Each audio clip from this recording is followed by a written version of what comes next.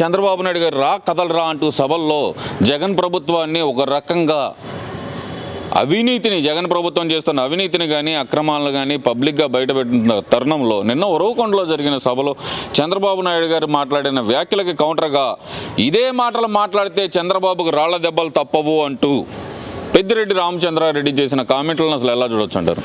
ఇప్పుడు రాళ్ల దెబ్బలు ఇంకో రకంగా ఆల్రెడీ దాడులకి ఇలా చేయాల్సిన దాడులు అన్నీ చేశారుగా. చంద్రబాబు నాయుడు గారి మీద ఈ 4.5 సంవత్సరాల్లో ఎన్ని రకాల దాడులు చేశారు, ఎన్ని రకాల ఇబ్బందులు పెట్టారో, ఆ కాన్వాల మీద రాళ్ళేసిన పరిస్థితులు, మీటింగుల మీద రాళ్ళేసిన పరిస్థితులు అందరం చూస్తున్నాం. ఇంతకంటే మీరు బీకేది ఏముంది? ఆయన మీద మీరు చేసేది ఏముంది? మీరు ఏదో చేస్తూ ఉంటే మేము ఊరుకుంటున్నామని కాదు. తెలుగుదేశం పార్టీ కార్యకర్తలు తిరగబడ్డ రోజు ఇదే పరిస్థితి నువ్వు చంద్రబాబు నాయుడు గారి మీద ఏ విధంగా అయితే రాళ్ళేస్తే జగన్ మీద కూడా అదే విధంగా రాళ్ళేయడానికి తెలుగుదేశం పార్టీ కార్యకర్తలు కూడా వెనుకాడరు. మీరు ఎందుకంటే ఈ రాష్ట్రంలో ఉన్నటువంటి శాంతి భద్రతలు కాపాడాల్సిన ఒక ప్రభుత్వమే రాళ్ళు లేపిచ్చే పరిస్థితి జరుగుతుందంటే ఇంతకంటే దుర్మార్గం, ఇంతకంటే చేతకాని ప్రభుత్వం ఇంకొకటి ఉంటుందా? ఎక్కడ కూడా ఏ రాష్ట్రంలో కూడా ఒక ప్రభుత్వమే ప్రతిపక్ష నాయకుడి మీద రాళ్ళు వేస్తామని మాట్లాడారంటే గతంలో గనక నడి బజార్లో ఊరేయాలి చంద్రబాబునని ఒక ఉప ఎన్నిక సందర్భంగా మాట్లాడినటువంటి పరిస్థితి. అది ఇప్పుడు రాళ్ళు వేస్తామంటే వేస్తారు. రాళ్ళు వేస్తే ఊరుకోవడం మేమేమి ఖాళీగా చూస్తా ఊరుకోము. మాకు చేతైంది మేము కూడా చేయడానికి సిద్ధంగానే ఉన్నాము. దాదాపు 2 దశాబ్దాలుగా ప్రశాంతంగా ఉన్న పల్నాడు ఎందుకు అకస్మాత్తుగా మళ్ళీ కక్షలు కార్పణ్యాలు లేచినాయి అంటారు? ఎన్నడూ లేని విధంగా గతంలో ఎప్పుడు 20 సంవత్సరాల క్రితం ఉన్న రాళ్ల దాడులు మళ్ళీ ఎందుకు పునరావృతం అవుతున్నాయి అంటారు? నిన్న కన్నా లక్ష్మీనారాయణ గారి మీద రాళ్ల దాడి లైట్లు ఆపేసి మరి ఎలా చూడాలంటారు ఈ పరిస్థితిని? మళ్ళీ పల్నాడులో ఫ్యాక్షనిస్ట్ ఆజం అనేది పురి విప్పుకొని తిరుగుబోతుందంటారా? ఇప్పుడు జగన్మోహన్ రెడ్డికి ఓటమి భయం పట్టుకుంది, అంబటి రాంబాబుకి సీట్ లేదనే భయం పట్టుకుంది. దీనిలో కారణంగా నిన్న కన్నా గారి మీద రాళ్ల దాడి చేశారు. పల్నాడులో ఎందుకు రాళ్ళు దాడులు చేస్తున్నారు, ఎందుకు హత్యలు చేస్తున్నారు, ఏం చేస్తున్నారంటే ఈ 4.5 సంవత్సరాల్లో వాళ్ళు చేసినటువంటి బీభత్సం, వాళ్ళు చేసినటువంటి దుర్మార్గం, వాళ్ళు చేసినటువంటి దౌర్జన్యం, వాళ్ళు చేసినటువంటి పరిస్థితులన్నిటిని కూడా రేపు గవర్నమెంట్ పోతే వాళ్ళు అనుభవించాల్సి వచ్చిద్దేమో అన్న ఒక ఉద్దేశంతో ఈరోజు వాళ్ళు అధికారాన్ని పోతే మనం ఏ విధంగా బాధపడతాం అనే దానికి ఈరోజు అడ్డం తిరిగి ఈ విధంగా దాడులు చేసే పరిస్థితి. నిజంగా ఈరోజు సత్తెనపల్లి నియోజకవర్గంలో కన్నా లక్ష్మీనారాయణ గారు వచ్చిన తర్వాత వైసీపీ నుంచి భారీగా చేరికలు ఉన్నాయి. ఎవరైతే 2019లో ఈ అంబటి రాంబాబు గెలుపు కోసం పనిచేసిన ఒక 100 మంది సీనియర్ నాయకులు ఉన్నారనుకుంటే దాంట్లో 90 మంది అంటే 90% తెలుగుదేశం పార్టీలో ఆల్రెడీ చేరారు, ఇంకా చేరతానికి సిద్ధంగా ఉన్నారు. ఎన్నికల నాటికి మొత్తం కూడా ఆయన అంబటి ఎవడు కూడా ఉండే పరిస్థితి లేదు. అంబటి రాంబాబు కోసం జెండా పట్టుకొని మోసిన వాళ్ళు, అంబటి రాంబాబు గెలుపు కోసం కృషి చేసిన వాళ్ళు, కోట్లు ఖర్చు పెట్టుకున్న వాళ్ళు, లక్షలు ఖర్చు పెట్టుకున్న వాళ్ళు అందరూ కూడా ఈరోజు కన్నా గారి సారథ్యంలో పార్టీలో చేరి తెలుగుదేశం పార్టీ కోసం పనిచేసి తెలుగుదేశం పార్టీని అధికారంలో తీసుకురావడానికి, కన్నా గారిని గెలిపించడానికి వాళ్ళు వంతు కృషి చేస్తున్నారు. ఇది ఓర్చుకోలేని అంబటి రాంబాబు ఈ జగన్మోహన్ రెడ్డి ఏదో ఇంటి ఇచ్చినట్టు ఉన్నాడు. అయ్యా నీ మీద వ్యతిరేకతుంది పూర్తిగా, కన్నా వచ్చిన తర్వాత నీకు అసలు దేనికి పనికి రావట్లేదు, నీకైతే సీట్ లేదు, నేనే ఓడిపోతున్నానని చెప్పి ఏం చేయాలో కన్నా గారి మీద దాడులు చేయటం, రాళ్ళు వేయటం ఏందండి ఈ సంస్కృతి? రాళ్ళు వేయటం, రాళ్ళు ఒక మంత్రి చేసినటువంటి ఆయన వయసులో పెద్ద ఆయన, మాజీ మంత్రి, సీనియర్ నాయకులు, అలాంటి వ్యక్తి మీద మీరు రాళ్ళు దాడి చేస్తే ఇంతకంటే దుర్మార్గం, ఇలాంటి దౌర్జన్యాలు, ఇలాంటి కక్ష సాధింపు చర్యలు మరి ఒకటి ఉంటుందా? ఇలాంటి దుర్మార్గుల్ని ఎప్పుడైనా సరే అధికారం కోల్పోయినాకైనా సరే మీరు ఇలాంటివన్నీ కూడా అనుభవించాల్సిందని నేను తెలియజేస్తున్నాను. మరీ ముఖ్యంగా చూస్తే కనుక జగన్మోహన్ రెడ్డి ఈ మధ్యకాలంలో చూస్తే కనుక విద్యార్థులది ఏదైతే కనుక ఉందో విద్య మీద జరిగిన ఒక సమ్మిట్లో, ఇండియా టుడే ఎడ్యుకేషన్ సమ్మిట్లో ఆయన మాట్లాడుతూ 99% హామీలు అమలు చేశాను, నాకు సంతృప్తిగా ఉంది, ఇప్పుడు దిగిపోమన్నా దిగిపోతాను, ప్రశాంతంగా ఉంటుంది నాకు అంటూ ఆయన చేసిన వ్యాఖ్యలను ఎలా చూడొచ్చు అంటారు? ఓటమి భయంతో చేశారంటారా, లేదంటే దీన్ని కూడా ఏదైనా రాజకీయ పరంగా వాడుకోవడానికి అంటే నిర్వేదంతో చేసిన వ్యాఖ్యలు అనుకోవాలా, లేదంటే కనుక కార్యకర్తల్లో లేదంటే కనుక ప్రజల్లో సింపతి కోసం చేసిన వ్యాఖ్యలు అనుకోవాలంటారా? 99% హామీలు అమలు పరిస్తే మీరు దిగిపోవటం ఎందుకు? అధికారంలో ఉంటారు కదా. మీరు 99% హామీ అమలు చేశాను అంటున్నారు.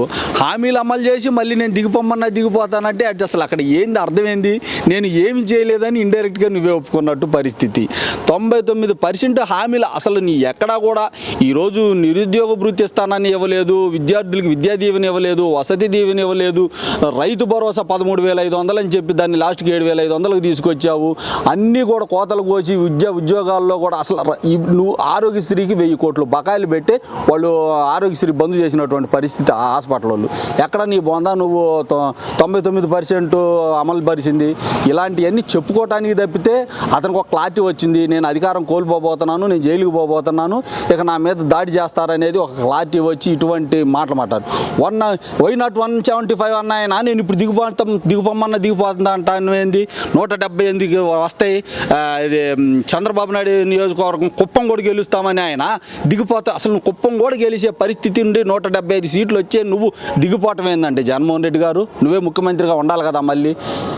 ప్రజెంట్ సత్తెనపల్లి నియోజకవర్గంలో ఉన్న భారీ నీటిపారుదల శాఖ మంత్రి, అదే పార్లమెంటు పరిధిలో మాజీ భారీ నీటిపారుదల శాఖ మంత్రి అయిన అనిల్ కుమార్ యాదవ్ ఎంపీగా వస్తున్నారంటారు కదా, ఎలా చూడాలంటారు ఈ పరిస్థితిని? ఇప్పుడు నెల్లూరులో ఇప్పుడు మన లోకేష్ గారు చెప్పారు, నా ఇంటి ముందు బనికిరాని చెత్త నీ ఇంటి ముందు బనికి వచ్చేది, అది ఎక్కడున్నా చెత్త అక్కడున్నా చెత్తే. ఆ నెల్లూరులో బనికిరానివాడు ఏడకొచ్చి ఏడేం బిగుతుడు, ఈయన ఏం చేశాడు, ఎందుకు వస్తున్నాడు ఏడకి? ఇప్పుడు నాకు అర్థం కాక అడుగుతున్నాను, ఏ రోజైనా సరే ఈ పల్నాడు ఏరియాలో బీసీల మీద, ముఖ్యంగా యాదవుల మీద జరిగినటువంటి దాడులు, హత్యాకాండల మీద జరిగినట్టు దౌర్జన్యాల గురించి ఏ రోజన్నా నువ్వు కనీసం ఒక ప్రెస్ మీట్ పెట్టావా? ఒక జగన్మోహన్ రెడ్డి కాదండి అక్కడ బీసీల మీద దాడులు జరుగుతున్నాయని కనీసం చెప్పి ఆపటానికి ప్రయత్నం చేశావా? తోట చంద్రయ్య అని అతన్ని నడిబజార్లో పండుకోబెట్టి కుతుకు కోసిన రోజు మాట్లాడావా? జల్ల యాదవ్ అనే అతన్ని గొడ్డలతో నరికిన రోజు మాట్లాడావా?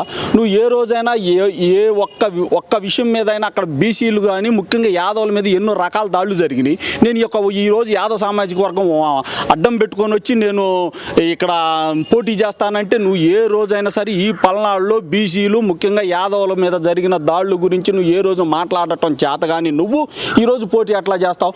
జంగా కృష్ణమూర్తి ఇక్కడ 2 సార్లు పోటీ చేసి గెలిచిన ఎమ్మెల్యే అభ్యర్థి వాళ్ళ రెడ్డి కోసం ఆయన పోటీ నుంచి తప్పుకొని ఆయనకు సీట్ ఇస్తే కనీసం ఒక ఎంఆర్ఓ ఆఫీసులో వాళ్ళ కార్యకర్త పక్కన తిరిగే కార్యకర్త 1B అడుగులు ఎక్కించుకోవటం చేతగా లేదని ఆయన మీడియా సాక్షిగా చెప్పాడు. నువ్వు ఎందుకు ఏం మాట్లాడుతున్నావు? మరి ఎందుకు మాట్లాడలేదు నువ్వు ఆ రోజు?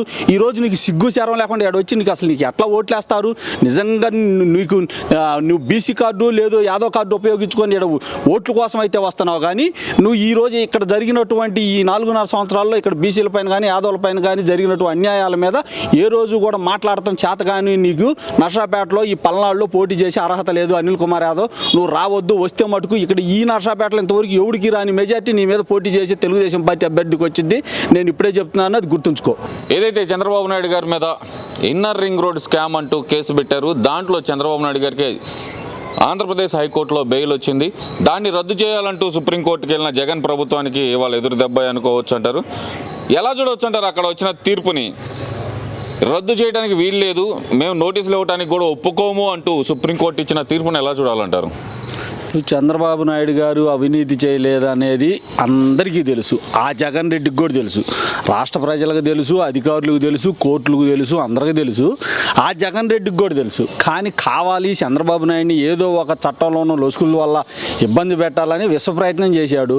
చట్టం ఎప్పుడూ కూడా ధర్మం ప్రకారం ధర్మంగా ఉంటుంది కాబట్టి, న్యాయదేవతంగా ఇది రాష్ట్రంలో బతికుంది కాబట్టి, భారతదేశంలో బతికుంది కాబట్టి, ఆయన ఎక్కడ ఎటువంటి తప్పు చేయలేదు కాబట్టి ఆ తప్పు ఆయన ఎక్కడ కూడా అతనికి ఇబ్బంది లేకుండా మన చంద్రబాబు నాయుడు గారు బయటకు వచ్చారు. ఆయన ప్రశాంతంగా ఆయన అవినీతి చేయలేదు, అవినీతి పరుడు కాదు కాబట్టి ఆయన మీద ఎటువంటి కేసులు ఉండవు కాబట్టి కొట్టేస్తారు. అది అందరికీ తెలిసిన విషయమే. ఈ జగన్ రెడ్డి విశ్వ ప్రయత్నాలు చేస్తాడు ఏదేదో చేయాలని చంద్రబాబు నాయుడు గారిని. చంద్రబాబు నాయుడు గారు అవినీతికి చాలా దూరం, ఆయన్ని జగన్మోహన్ రెడ్డి ఏమీ చేయలేడు అనేది స్పష్టమైంది. ముఖ్యంగా చూస్తే కనుక సిద్ధం అంటూ రణ నినాదాన్ని, అంటే ఒక శంఖం తీసుకొని శంఖం పూరించిన జగన్మోహన్ రెడ్డి శంఖం పూరింపుణ్ణి అలాగే యుద్ధ భేరి మోగించారు కదా, ఎలా చూడొచ్చు అంటారా యుద్ధ భేరిని? దేనికి సిద్ధం? రాష్ట్రాన్ని బస్టు పట్టించి ఒక 20 సంవత్సరాలు వెనక్కి తీసిపోవటానికి సిద్ధమా? ఈ నిరుద్యోగ భృతి ఇస్తానని చెప్పి యువతను మోసం చేసినందుకు దానికి సిద్ధమా? ఈ ప్రతి జనవరిలో జాబ్ క్యాలెండర్ ఇస్తానని యువతని నట్టేట్లో ముంచిన దానికి సిద్ధమా? ప్రత్యేక హోదా తీసుకొస్తానని తీసుకురాకుండా, కంపెనీలు తీసుకొస్తానని తీసుకురాకుండా నాశనం చేయడానికి సిద్ధమా?